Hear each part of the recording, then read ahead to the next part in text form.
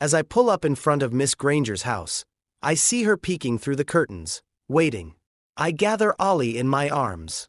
She presses her mouth into my neck and a shiver rushes through me. Miss Granger opens the door and hurries us inside.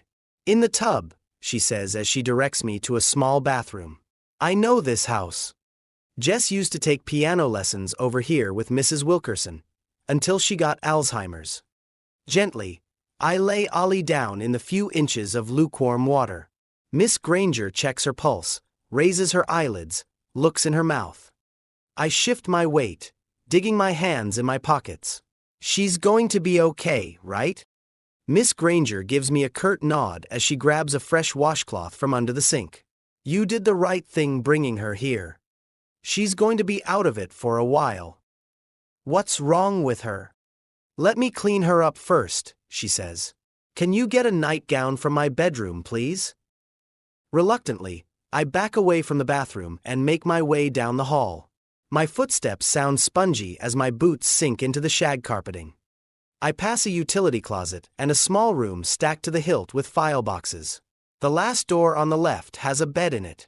It's covered in an old-fashioned bedspread, like those doilies Mom used to make us use under our drinks when we still hung out in the living room. As soon as I step over the threshold, it feels like all the air is being squeezed from my lungs. The walls are covered in crucifixes. There must be 100 of them, all different shapes and sizes. Some are crudely pieced together with string, others ornately carved.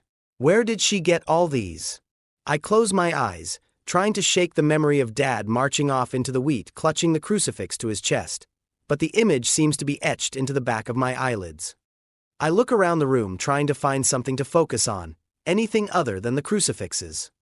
There's a photo next to Miss Granger's bed, a girl probably around Noodle's age, with a man and a woman, maybe her parents. Palm trees, sunburned skin, but no one smiling.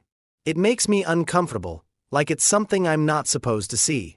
There's a well-worn Bible next to the pillow, a passage underlined in ink, with handwritten additions and notes. I lean over to read it in the dim light. Blessed is the seed, the Lord said unto them.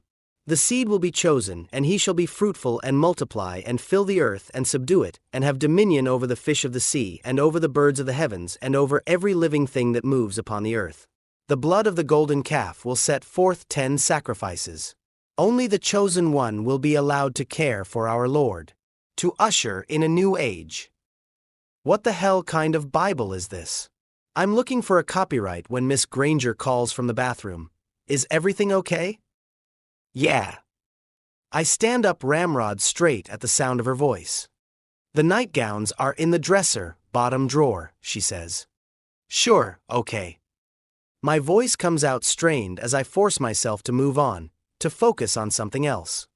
On top of her dresser, there's a small, framed photo of Miss Granger with some old man in a fancy robe and a weird hat, maybe some kind of priest.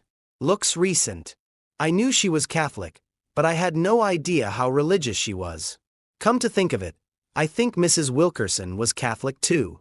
She was a sweet lady, but kept to herself. I wonder what happened to her. Crouching down, I open the bottom drawer. It's filled with perfectly folded white linen garments. I pick one up. It's a simple long sheath. I guess it's a nightgown. As I'm getting ready to close the drawer, I catch a glimpse of black lace buried beneath the other gowns. I pull it out by the thin strap. It's a sheer one-piece, like something you'd see in a Victoria's Secret catalog. Did you find it? Be right there, I say as I bury the black lace under the gowns and close the drawer with a little too much force. I shouldn't be in here looking through her things. I stand, and I swear I can feel every Jesus from every crucifix glaring down at me, judging me. Clutching the nightgown, I escape the room. I make my way down the hall, back toward the bathroom, but the shag carpeting seems to swallow my every step, the hall stretching out in front of me like an endless corridor. I hear whispers, a slight trickling of water.